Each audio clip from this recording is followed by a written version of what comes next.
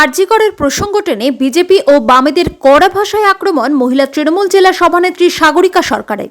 বললেন, ওরা ভুল বুঝিয়ে মেয়েদের পথে নামিয়েছে, মুখ্যমন্ত্রীর নামে কুৎসা রটাচ্ছে, ওদের বয়কট করুন। মুখ্যমন্ত্রীর নামে কুৎসা রটালে ঝাঁটা পিটা করুন। ওরা জোর করে ক্ষমতা দখল করতে চায়। এমনকি প্রধানমন্ত্রীকে মহিষাসুর বলে কুৎসিত আক্রমণ করেন তৃণমূল মহিলা নেত্রী, যা শুনে পাল্টা আক্রমণ শানিয়েছে বিজেপি। হরিশ্চন্দ্রপুর ২ নম্বর ব্লকে সংগঠন সমিতি হলে মুখোমুখি মহিলারা এই সভায় বক্তব্য রাখেন তৃণমূল নেত্রী, যা নিয়ে শুরু হয়েছে রাজনৈতিক চর্চা। আরজিকরে যে ঘটনা ঘটেছে সেই ঘটনা কিন্তু খুবই নিন্দনীয় এবং খুবই মর্মান্তিক। কারণ আমিও একজন মেয়ে, আমিও একজন মা, আমিও একজন স্ত্রী।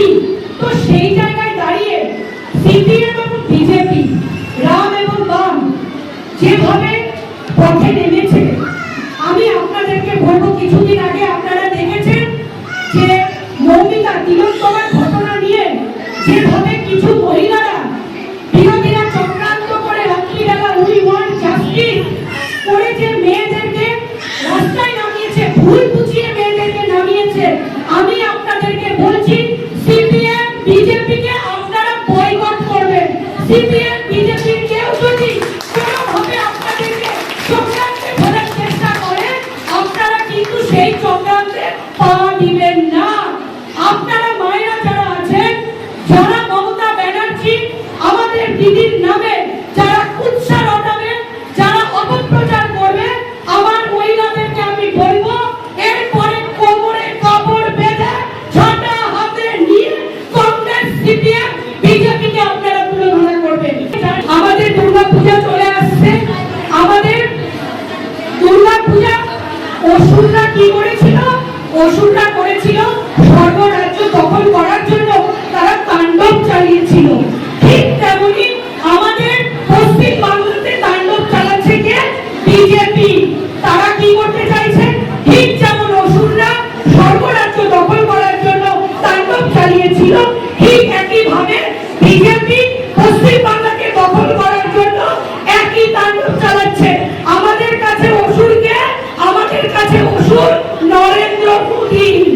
আমাদের কাছে অসুরকে নরেন্দ্র মোদী নির্দেশে আমাদের জুলাই, আগস্ট, সেপ্টেম্বর 3 মাসের কর্মসূচি বেঁধে দিয়েছিলেন।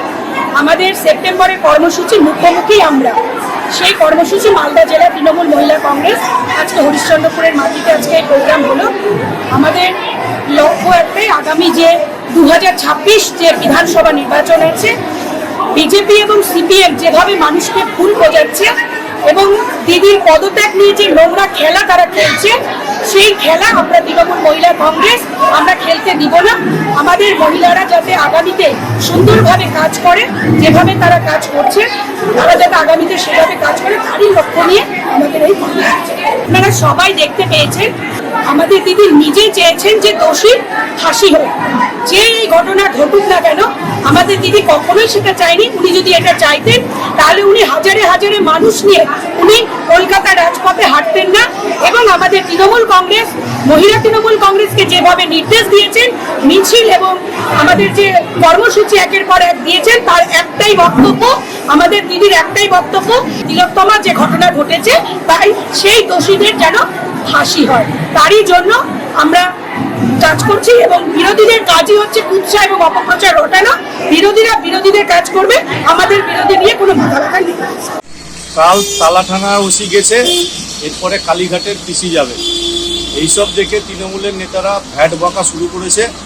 ক্ষমতা থাকলে আন্দোলন প্রতিবাদ থামিয়ে দেখা, আমরা কিছু বলবো না, মানুষের জবাব বুঝিয়ে দিবে আরে শুনুন, তৃণমূলের যারা নেতা নেত্রী আছে তারা তো শিষ্টাচার, স্বাধীনতা, মানে মূল্যবোধ, এগুলো তো এরা বোঝে না।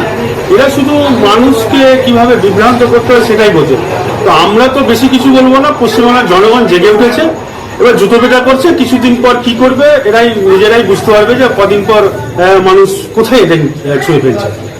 আমাদের ভাবতে অবাক লাগছে যে তৃণমূল মানে হচ্ছে দোকান কাটা নির্লজ্জ একটা দল, যে দলের কোনো নিয়ম শৃঙ্খলার নীতি আদর্শ কিছু নেই। সেই দলের যদি গোড়া যদি খারাপ হয়, তাহলে ফল নিশ্চয়ই খারাপ হবে।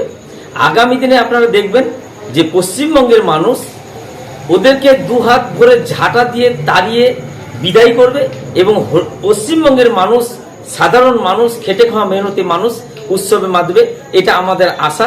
আমরা আশা করছি আগামী দিনে এই কামনা আমাদের আছে।